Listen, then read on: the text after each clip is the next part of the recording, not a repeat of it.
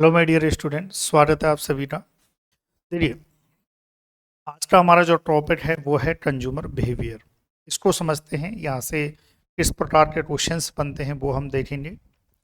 Actually क्या है consumer behaviour का मतलब ये है कि जैसे आप भाई, कंज्यूमर मतलब जो भी खरीदता है, उपभोक्ता की बात हो रही है। जो कोई भी वस्तु को खरीदता है, कोई भी वस्तु को कंज्यूम करता है, उसकी बात हो रही है कंज्यूमर की। उसका बिहेवियर किस प्रकार से जो है रहता है उसकी बात हो रही है। उसको हम इकोनॉमी के तौर पर देखेंगे। भाई जैसे आपके पास 100 रुपये है। अब 5 लोगों के पास हमने 100 रुपये दिए। भाई इसको 100 रुपये दिए, इसको 100 रुपये दिए, इसको 100 रुपये दिए। उनसे बोला आप आपके स्तर पर खर्च करो। क्या जरूरी है कि वो सभी उन 100 रुपयों को एक जैसा ही खर्च करेंगे, एक ही वस्तु को खरीदेंगे या एक समान वस्तुओं को खरीदेंगे? नहीं ना।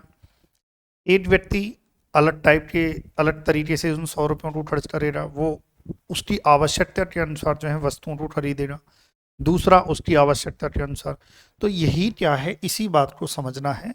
इकोनॉमिक तौर पर यदि हमें समझना है तो इसे ही हम कहते हैं कंज्यूमर बिहेवियर। क्लियर है यहाँ तक? तो अब यहाँ पर जो है देखते हैं। अब इसके लिए दो टेक्निक जो है यूज की जाती हैं कंज्यूमर बिहेवियर के लिए। Two techniques two techniques are used. दो टेक्निक जो हैं यूज की जाती हैं किसके लिए? कंज्यूमर बिहेवियर को समझने के लिए। एक क्या है? एक है यूटिलिटी यूटिलिटी एनालिसिस। हम समझेंगे कि उपयोगिता एनालिसिस, उपयोगिता को किस प्रकार से जो है एनालाइज किया जाता है उस चीज को समझेंगे। Utility analysis. एक है indifference curve technique. Indifference curve technique, इसके बारे में भी पढ़ेंगे। पूरा टेक्निक के बारे में जो है अच्छे से पढ़ेंगे। इनडिफरेंस कर्व टेक्निक, जो इनडिफरेंस कर्व जो टेक्निक होती है इसे हम कहते हैं ऑर्डिनल अप्रोच। क्या कहते हैं? Ordinal approach. Ordinal approach. Ordinal approach का मतलब यह है कि यूटिलिटी को मेजर नहीं किया जा सकता है। ये ऑर्डिनल अप्रोच है। ऑर्डिनल अप्रोच का मतलब है कि यूटिलिटी को मेजर नहीं कर सकते हैं हम, किसी अदर रेफरेंस में जो है इसको मेजर कर सकते हैं। वो है इनडिफरेंस कर्व टेक्निक। क्या होती है? इसमें दो कमोडिटी को एनालाइज किया जाता है। वो हम देखेंगे कि दो कमोडिटी को किस प्रकार से जो है इसमें देखा जाता है। यूटिलिटी एनालिसिस की बात करें, जिसे मार्सेलियन अप्रोच भी कहते हैं। जिसे हम क्या कहते हैं? मार्सेलियन अप्रोच भी कहते हैं। क्योंकि अब इसमें यूटिलिटी को एनालाइज किया जा सकता है, एनालिसिस की जा सकती है। मतलब यूटिलिटी एनालिसिस का मतलब ये है कि कोई व्यक्ति है, कोई व्यक्ति वस्तु को खरीदता है। मान लेते हैं कोई व्यक्ति 100 रुपये में कोल्ड ड्रिंक खरीदता है। अब कोल्ड ड्रिंक की यूटिलिटी, उपयोगिता हर व्यक्ति के लिए अलग अलग होती है। किसी को बहुत ज़्यादा पसंद होती है तो वो पूरा 1 बोतल पी सकता है। किसी को कम पसंद होती है तो 2 4 5 ग्लास पिएगा। किसी को बिल्कुल ही नहीं पसंद है तो वो 1 ग्लास ही पिएगा।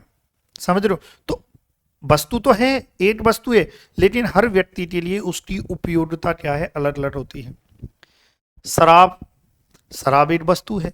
शराब किस व्यक्ति के लिए उपयोगी है? उपयोगिता है, उसकी यूटिलिटी है शराब पीने वाले के लिए। अब हम जैसे जो शराब नहीं पीते हैं उनके लिए उस जो शराब है उसकी क्या यूटिलिटी है? हमारे लिए क्या यूटिलिटी है? जीरो। भाई हमारे सामने शराब रखी रही है, शराब है, वो वस्तु जो है एक शराब पीने वाला है, उसके लिए तो यूटिलिटी भरपूर है। अब हम जैसों के लिए उसकी यूटिलिटी क्या है? जीरो है। क्यों? क्योंकि भाई सीधी सी बात है, हम पीते नहीं है तो यूटिलिटी जीरो है। मांसाहारी, भाई मांस है, शाकाहारी के लिए तो मांस जो है उसकी यूटिलिटी जीरो है। लेकिन वहीं यदि बात करें तो मांसाहारी के लिए यूटिलिटी उसकी बहुत ज़्यादा है। तो यही कह रहा है यूटिलिटी एनालिसिस, है ना। है ना। इसमें क्या है मार्सेलिन, इस ये क्या कहती है, ये अप्रोच क्या है, कौन सी अप्रोच है, कार्डिनल अप्रोच, ये भी पूछा जाता है। Cardinal, cardinal approach. तो दो अप्रोच हो रही, एक कार्डिनल अप्रोच, एक ऑर्डिनल अप्रोच। कार्डिनल अप्रोच क्या कहती है कि यूटिलिटी को can be measured, utility can be measured, utility can be measured, मतलब यह है कि यूटिलिटी उपयोगिता को जो है मेजर किया जा सकता है, उसका मापन किया जा सकता है। ये टेक्निक अप्रोच ये कहती है कि यूटिलिटी को मेजर नहीं किया जा सकता, ये टेक्निक कहती है। क्लियर है यहाँ तक। तो आपसे पूछा जा सकता है कि कंज्यूमर बिहेवियर के लिए कार्डिनल अप्रोच कौन सी है, यूटिलिटी एनालिसिस, जैसे मार्सेलिन अप्रोच कहते हैं। यूटिलिटी कैन बी मेजर्ड, इसमें जो है utility can not be measured, है ना, ये याद रखना है। इन डिफरेंस कर्व टेक्निक या ऑर्डिनल अप्रोच में यूटिलिटी को मेजर नहीं किया जाता है। ये पूरा जब डिटेल में पढ़ेंगे मैं आपको तब और अच्छे से बता दूंगा। अब देखिए, अब यहाँ पर हम सबसे पहले लेते हैं कार्डिनल अप्रोच को। सबसे पहले हम लेते हैं कार्डिनल अप्रोच को, ये लिख लिया आपने। यहां से क्वेश्चन आता है भाई, इन डिफरेंस कर्व टेक्निक को कौन सी अप्रोच है, ऑर्डिनल अप्रोच है, या ऑर्डिनल अप्रोच बताइए। कंज्यूमर बिहेवियर को ज्ञात करने के लिए, एनालाइज करने के लिए, एनालिसिस के लिए ऑर्डिनल अप्रोच कौन सी होती है, डायरेक्ट क्वेश्चन आता है। कार्डिनल अप्रोच कौन सी होती है। ये भी क्वेश्चन आता है कि यूटिलिटी कैन बी मेजर्ड, किस अप्रोच में यूटिलिटी को मेजर किया जाता है, कार्डिनल अप्रोच में, ये आपको याद रखना है। फिर आ जाइए, अब हम देखते हैं सबसे पहले अंडर कार्डिनल अप्रोच। अब कार्डिनल अप्रोच में हमें तीन चीजों से एनालिसिस हमें करना रहेगा कंज्यूमर बिहेवियर का। सबसे पहला तो law of marginal utility, law of diminishing, हाँ diminishing, law of diminishing marginal utility, marginal utility. एक तो ये है, क्या है इसको पूरा विस्तार से समझेंगे, law of diminishing marginal utility. दूसरा है law of equi marginal, marginal utility. देखो यहाँ पर ये मार्जिनल यूटिलिटी का मतलब जो है, यहाँ पर जो ये शब्द आया ना, इसका मतलब क्या है। जैसे मान लेते हैं किसी व्यक्ति को पानी की प्यास लगी, व्यक्ति ने 1 गिलास पानी पिया, 1 गिलास पानी पिया। मान लेते हैं क्योंकि कार्डिनल अप्रोच है तो यूटिल्स में हम यूटिलिटी को मेजर करते हैं। मान लेते हैं यूटिलिटी, उस व्यक्ति को यूटिलिटी मिलती है 20, क्योंकि उसको प्यास लग रही थी तो 1 गिलास जब उसने पानी पिया तो यूटिलिटी मिलती है 20। फिर उसने कहा यार और प्यास लग रही है, उसने 2 गिलास पानी पिया, दूसरा गिलास पानी पिया, सेम अमाउंट में, सेम इंटरवल में उसने पानी पिया, तब यूटिलिटी मिली 36। टोटल यूटिलिटी क्या है, इसको हम कहते हैं टोटल यूटिलिटी। उसको 36 मिली, यानी कि उस पानी की उपयोगिता उसको क्या हो गई भाई, 1 गिलास 2 गिलास, जब उसने एक और गिलास पानी किया, है ना, मतलब इसको एक और प्लस एक और गिलास जो है, 1 गिलास और जो है उसने पानी पिया, तब यूटिलिटी क्या हो रही, 36 हो रही। तो देखिए जो टोटल यूटिलिटी है ये कितनी बढ़ गई, आप देखेंगे 16। और यही जो एक कोई भी एक वस्तु के उपयोग से यूटिलिटी जितनी बढ़ती है, इंक्रीज होती है, डिक्रीज होती है, वही क्या होती है, मार्जिनल यूटिलिटी होती है, मार्जिनल यूटिलिटी। समझ रहे हो, यानी कि 1 गिलास जब पहला गिलास पानी पिया तो उससे टोटल यूटिलिटी कितनी मिली, है ना, क्योंकि यूटिल्स में मेजर करते हैं, 20 मिली। अब क्योंकि उस व्यक्ति को बहुत ज़्यादा प्यास लग रही थी तो उसने कहा सेकंड गिलास पानी पिया, तब उसकी यूटिलिटी ज़्यादा हो रही, 36 हो रही। थर्ड ग्लास उसने पानी पिया तो हो सकता है उसको यूटिलिटी जो है और ज़्यादा मिल रही, 44 मिल रही। है ना। आप देखेंगे यहाँ पर जो है कितनी यूटिलिटी जो है, कितना अंतर है यहाँ पर, 2 और 8, 12 का अंतर है। तो 12 क्या हो रही, मार्जिनल यूटिलिटी। मतलब जो है कोई भी दो रिसेशन जो है, हम कोई भी दो वस्तु को कंज्यूम सेम क्वांटिटी में करते हैं, है ना, तो उससे जो यूटिलिटी मिलती है, टोटल यूटिलिटी, उसके बीच का जो अंतर होता है वो मार्जिनल यूटिलिटी होता है। तो यही है इक्वी मार्जिनल जो है यूटिलिटी। और ये हम देखेंगे इसके बारे में पूरा। आप रुकिए, इसको मैं हटा देता हूँ। उम्मीद है आपको ये समझ में आ गया होगा। इसको मैं लिखाऊंगा, मार्जिनल यूटिलिटी को भी लिखाऊंगा, क्या है क्या नहीं है। एक है consumer surplus, consumer consumer surplus, ये भी इसमें आता है। कंज्यूमर सरप्लस मतलब कि भाई जैसे कोई वस्तु है, ये आप हो, आप उस वस्तु के आप उस वस्तु के 100 रुपये देने के लिए तैयार हो। आप कितना, मतलब ऐसे मानो आप ये दे लो, कोई वस्तु है, उस वस्तु की कीमत है 100 रुपये। कितनी है, 100 रुपये। वही वस्तु आपको जब आप बार्गेनिंग करते हो, या जैसे भी आप करते हो, बार्गेनिंग करते हो, है ना, मोल भाव करते हो, तो वही वस्तु आपको 80 रुपये में दुकानदार दे देता है। वस्तु की कीमत 100 रुपये, आपको मिली 80 रुपये में। तो आपको कितने रुपए का प्रॉफिट हुआ, 20 रुपये का। और यही जो 20 रुपये का जो प्रॉफिट हुआ है, यही कंज्यूमर सरप्लस होता है ना।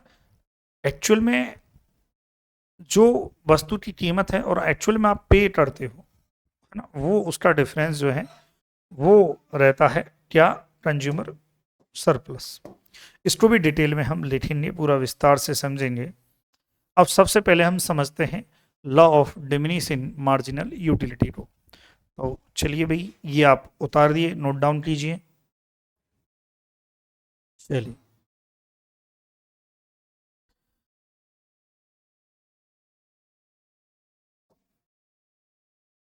लॉ ऑफ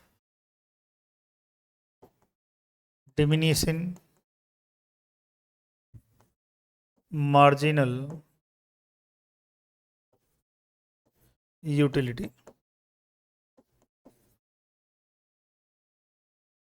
चलिए, अब देखिए ये क्या है। सबसे पहला क्वेश्चन तो यही बनता है, ये कौन सी अप्रोच है, ये कार्डिनल अप्रोच है किसकी, कंज्यूमर बिहेवियर की। फिर उसके बाद जो है इस लॉ को इनिशियली किसने जो है फॉर्मुलेटेड किया था, ये लॉ किसने दिया था। ये सबसे पहले जो नाम आता है वो आता है H.H. ड्रॉसेन का। तो ये वेरी इंपॉर्टेंट है, ये लॉ किसने दिया, H.H. ड्रॉसेन ने। ड्रॉसेन का इसे फर्स्ट लॉ भी कहा जाता है। Second law equi marginal utility को कहा जाता है। और फर्स्ट लॉ जो है हम कह सकते हैं law of diminishing marginal utility को कहा जाता है। तो पहला क्वेश्चन यही बनता है कि डिमिनिशिंग मार्जिनल यूटिलिटी का जो सिद्धांत है ये किसने दिया, H.H. ड्रॉसेन ने दिया था। अब जो मार्शल हैं, मार्शल, उन्होंने इसको डिफाइन भी किया है, इस लॉ को जो है एक तरीके से जो है डिफाइन किया है। क्या डिफाइन किया है पहले लिखते हैं फिर समझते हैं। अब ये क्या होती है डिमिनिशिंग मार्जिनल यूटिलिटी, क्या होती है, इसको भी हम विस्तार से समझेंगे, क्योंकि इसमें क्या होता है लॉ में, ये क्या लॉ कहता है, डिमिनिशिंग मार्जिनल यूटिलिटी का मतलब क्या है, इसको भी हम विस्तार से समझेंगे। पहले हम उन बातों को समझ लेते हैं जो एग्जाम में आती है। जैसे मार्शल, मार्शल जो है भाई इकोनॉमिक्स में बहुत बड़ा नाम है मार्शल जी का, है ना। तो जो अल्फ्रेड मार्शल है, इन्होंने जो है डिफाइन किया है, डिफाइन, क्या इस लॉ को डिफाइन किया है, the the additional benefit, the additional benefit a person derived from a person derived from a given increase, a given increase of his stock of anything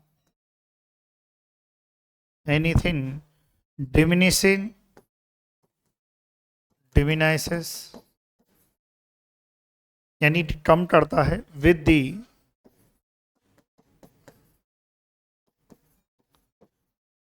growth of the stock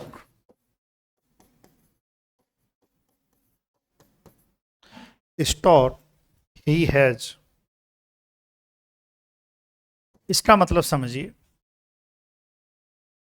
क्या है कि इसका मतलब यह है कि जैसे मान लेते हैं मार्केट में, इसको इस डेफिनेशन को समझते हैं क्या है।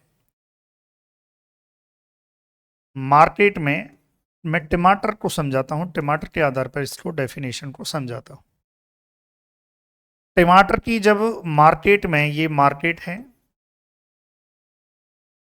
इस मार्केट में टमाटर यदि शॉर्टेज में आ रहा है, इसका प्रोडक्शन टमाटर का कम हुआ और शॉर्टेज में ये मार्केट में आ रहा है, मार्केट में इस टमाटर की शॉर्टेज है, तो आप देखेंगे कि जो टमाटर है इसकी यूटिलिटी बहुत ज़्यादा हो जाएगी, यूटिलिटी बहुत ज़्यादा हो जाएगी। इसके अलावा प्राइस भी बढ़ जाएगी। भाई ऑब्वियसली बात है, जब कोई चीज़ की कमी है तो ऑब्वियसली बात है प्राइस भी बढ़ जाएगी। अब इसका एक दूसरा पहलू देखिए कि टमाटर जो है बहुत ज़्यादा है, बहुत ज़्यादा मार्केट में टमाटर इतना है कि बस पूछो ही मत, टमाटर ही टमाटर है। अब यदि बहुत ज़्यादा है तो आप देखेंगे कि टमाटर का स्टॉक, इसको हम लेते हैं कि स्टॉक बहुत ज़्यादा है। तो आप मुझे ये बताइए, जब स्टॉक बहुत ज़्यादा है तो क्या यूटिलिटी इसकी बहुत ज़्यादा रहेगी? यूटिलिटी कम हो जाएगी, क्योंकि जब हमारे पास कोई चीज़ की जो है बहुत ज़्यादा मात्रा में क्वांटिटी रहती है, आप खुद ही देखिए, आपके पास कोई चीज़ बहुत ज़्यादा मात्रा में, उसकी वैल्यूज आप नहीं करते हो, उसकी यूटिलिटी बहुत कम रहती है आपके लिए। यदि वही चीज़ आपके लिए शॉर्टेज बहुत कम मात्रा में रहे तो उसकी यूटिलिटी बहुत ज़्यादा रहती है। जब यूटिलिटी कम तो ऑब्वियसली बात है प्राइस भी क्या होगी, कम रहेगी। यही ये कह रहा है कि additional benefit of a person derived from a given increase of his stock of anything diminishes with the growth of the stock. यानी कि स्टॉक, देखो टमाटर का जो है, जो टमाटर है उसका यदि स्टॉक बढ़ता जाता है, आप टमाटर का स्टॉक बढ़ाते जाओगे बढ़ाते जाओगे बढ़ाते जाओगे, यदि आपने ऐसा किया तो क्या होगा, इससे जो है उसकी यूटिलिटी जो है कम हो जाएगी। उससे जो बेनिफिट मिलना है, जो एडिशनल बेनिफिट मिलना है इससे टमाटर से, वो कम होता जाएगा। मान लेते हैं आपके पास टमाटर जो है 100 केजी है, मार्केट में डिमांड है 150 केजी की। जब मार्केट में डिमांड 150 केजी की है और मार्केट में कितना टमाटर है, 100 केजी है, तो आप देखेंगे मार्केट में डिमांड जब 150 केजी की है और मार्केट में 100 केजी उपलब्ध है, तो आप देखेंगे भैया इसका बेनिफिट, इसका बहुत ज़्यादा बेनिफिट है। आपने थोड़ा और बढ़ा दिया, आपने 150 केजी मार्केट में टमाटर कर दिया, तब भी आप देखेंगे कि टमाटर की वैल्यूज और प्राइस लगभग सेम रहेगी, क्योंकि जितना मार्केट में टमाटर आ रहा है उतना जा रहा है। लेकिन यदि आपने टमाटर का मार्केट और बढ़ा दिया और आपने 200 केजी कर दिया, तो आप देख सकते हैं कि डिमांड तो उतनी है, तो जो 50 केजी है इसका क्या होगा, ये खराब हो जाएगा, तो मतलब ये है कि इसका लॉस होगा।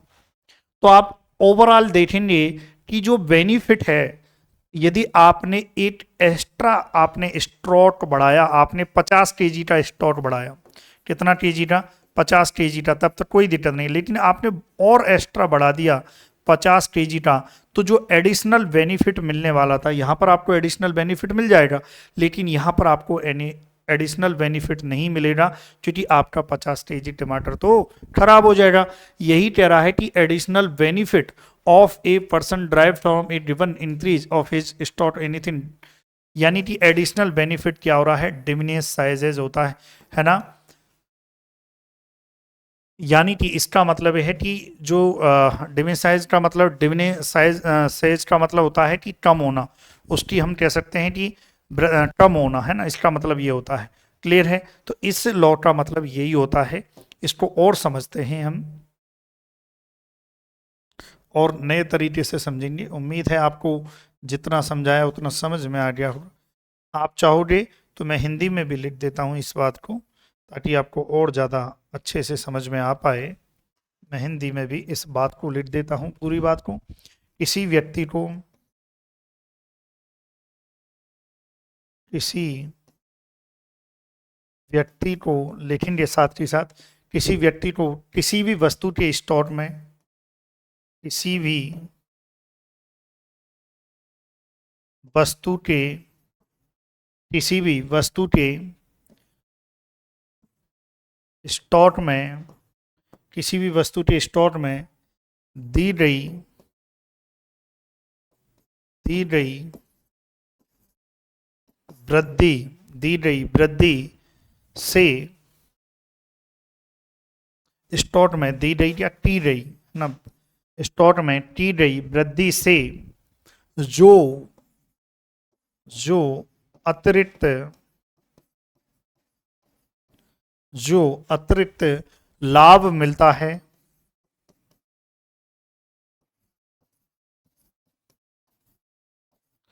वह वह उसके पास वह उसके पास मौजूद उसके पास मौजूद स्टॉक की वृद्धि के साथ, स्टॉक की वृद्धि के साथ स्टॉक की वृद्धि के साथ कम हो जाता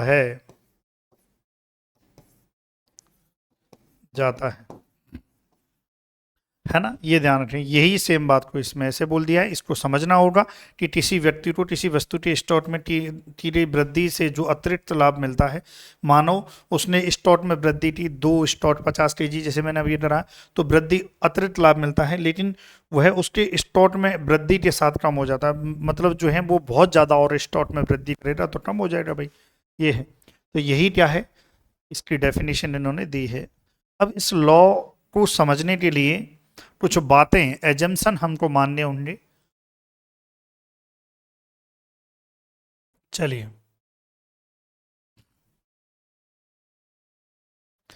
अब देखिए, इसे इसको समझते हैं। पहले हाँ, इस बात को मैं समझा देता हूं कि law of diminishing marginal utility क्या है।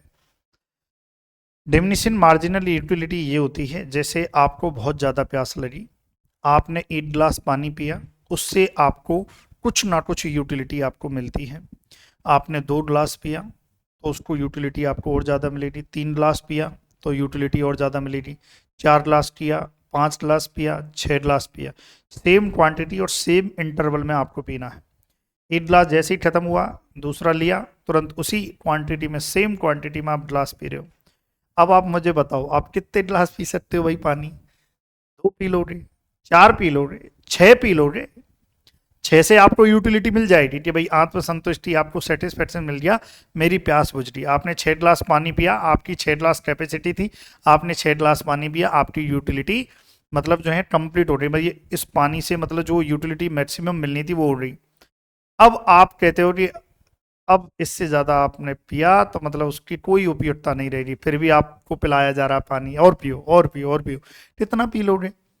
मतलब यह है कि आप देखोगे कि पानी जैसे जैसे आप पीते जाते हो तो यूटिलिटी कम होती जाती है, मार्जिनल यूटिलिटी जो है वो कम होती जाती है।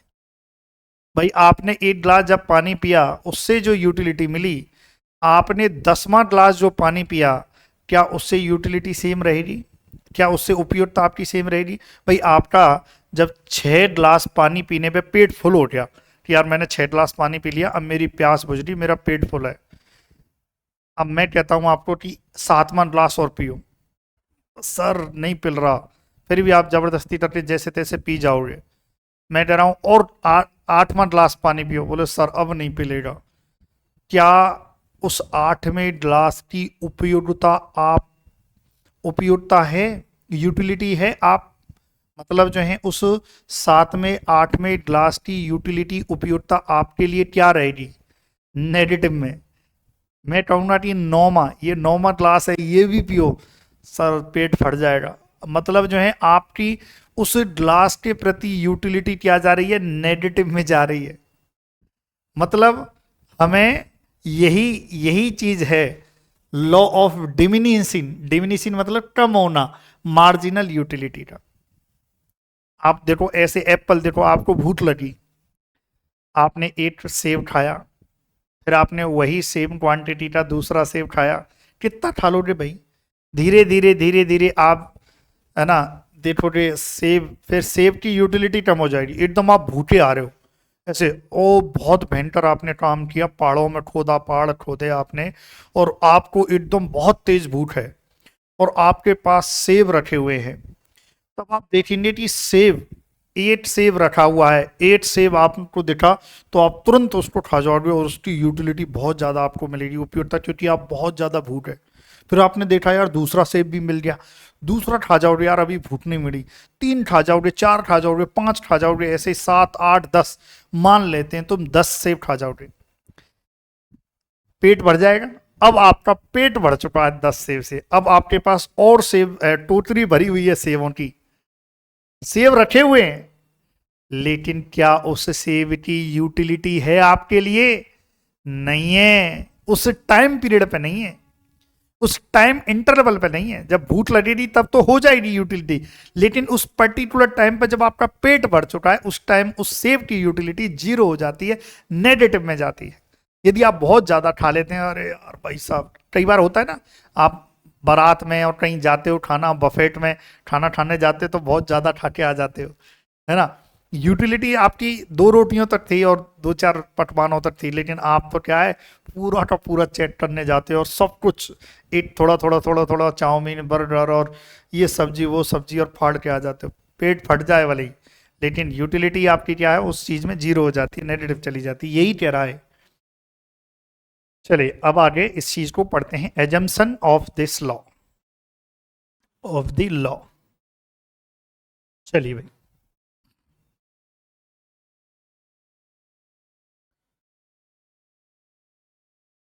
Assumption of the law. Law के कुछ एजम्पशन हैं, यानी कि ये लॉ तभी काम करेगा जब ये चीजें आप फुलफिल करोगे, वरना ये काम नहीं करेगा, है ना। सबसे पहला क्या है, दी unit of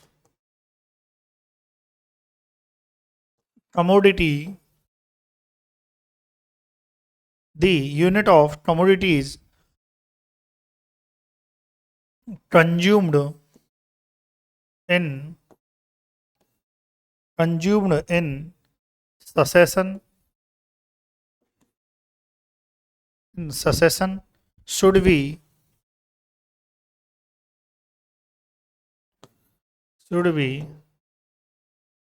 identical, in size, लिखो समझाता हूं, है ना, कलर,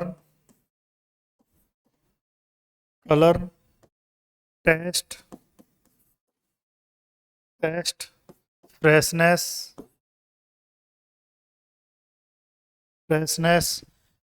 मैच्योरिटी। देखो पहला एजम्पशन ये कहता है कि जो भी कमोडिटी आप यूज कर रहे हो, एक तो आपको उस कमोडिटी को आपको देखना है कि वो आइडेंटिकल होना चाहिए। मतलब आपने 1 ग्लास, यदि आपको प्यास लगी है, आपने 1 ग्लास पानी पिया, तो उसी क्वांटिटी में आपको दूसरा ग्लास पानी पीना है, उसी क्वांटिटी में तीसरा ग्लास पीना है, उसी सेम क्वांटिटी में, और सेम वही इंटरवल में पीना है। आप 30 सेकंड के गैप में पी रहे हो या 1 मिनट के गैप में पी रहे हो, तो आपको उसी सेम इंटरवल में आपको पीना है उसी टाइम, ठीक है। चलिए, ससेशन मतलब लगातार निरंतर रूप से आप उसको कर रहे हो। और टेस्ट भी, पानी ऐसा नहीं हो कि भाई ये पानी और दूसरी चीज़ का नहीं, सेम सेम उसका टेस्ट होना चाहिए, कलर भी, साइज भी, सब कुछ सेम होनी चाहिए, ये ध्यान रखें।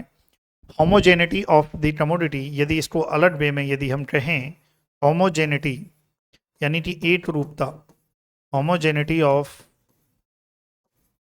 commodity, homogeneity of commodity is the basic requirement of the law, basic requirement of the law.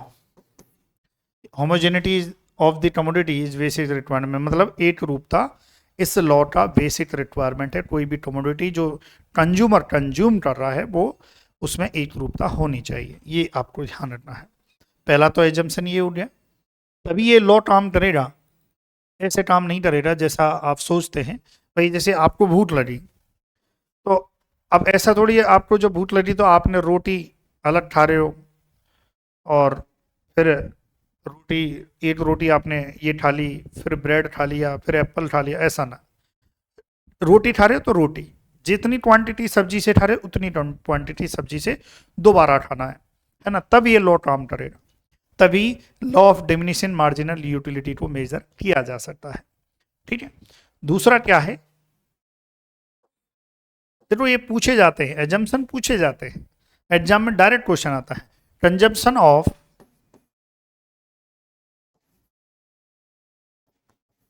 consumptions of the unit of the commodity, the unit of the commodity should be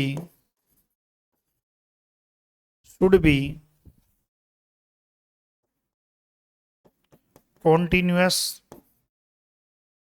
should be continuous without interval, without intervals, है ना, या interval. Example, there should not be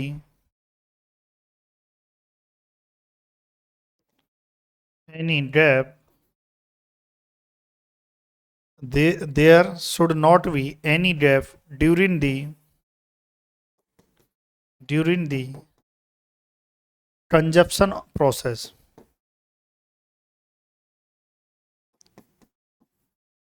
इसका मतलब ये है कि भाई जब आप, ये लॉ तभी काम करेगा जब आप किसी कमोडिटी को कंज्यूम कर रहे हो तो भैया एक फिक्स इंटरवल होना चाहिए। ऐसा नहीं आपने भैया सुबह खाना खाया, अब शाम एक रोटी सुबह खाई, फिर एक रोटी शाम को खाई, भैया भूख तो लगेगी, सीधी सी बात है, ऐसा थोड़ी।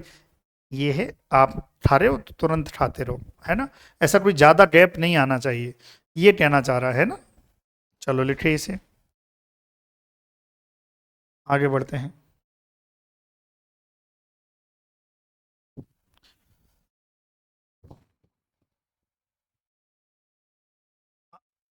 चलो फिर एक और क्या कह रहा है, तीसरा एजम्पशन ये कहता है during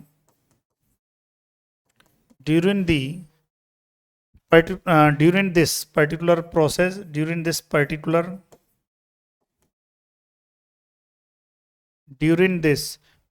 activity,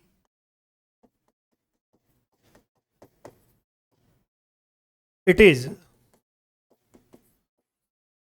also assumed that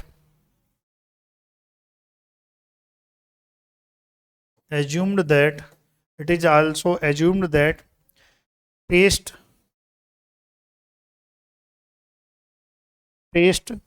इसके अलावा प्रेफरेंस,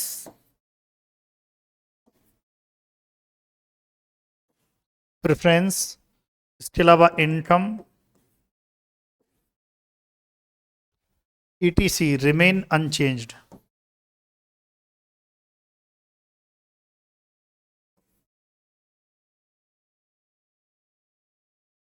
मतलब ये सारी चीज़ें अनचेंज्ड होनी चाहिए तभी ये लॉ का मतलब अप्लाई कर सकते हो आप। क्लियर है? तो देखो बेसिक बात है, कोई ज़्यादा ऐसे बहुत ज़्यादा वो नहीं है आप सोचो कि law of diminishing marginal utility बहुत ज़्यादा है। जो पर्टिकुलर क्वेश्चन आते हैं वो मैं बता दूंगा, इससे बाहर नहीं आएगा, ये भी गारंटी है।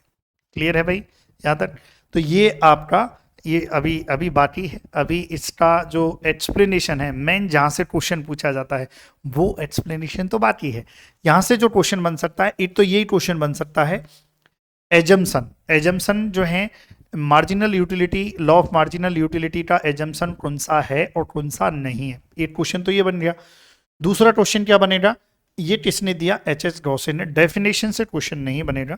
तो देखो ये ध्यान रखें, एक और क्वेश्चन क्या बनेगा, कार्डिनल अप्रोच कौन सी होती है और ऑर्डिनल अप्रोच जो है कौन सी होती है, ये क्वेश्चन बन सकता है। किस अप्रोच में यूटिलिटी को मेजर किया जा सकता है, ये क्वेश्चन बन सकता है। मार्सिलियन अप्रोच जो है किसे कहा जाता है, ये क्वेश्चन बन सकता है। क्लियर है यहाँ तक। बाकी का जो एक्सप्लेनेशन ऑफ लॉ है हम इसको पूरा विस्तार से समझेंगे, वो अगली क्लास में समझेंगे। चलिए भाई, thank you so much for watching video, thank you so much.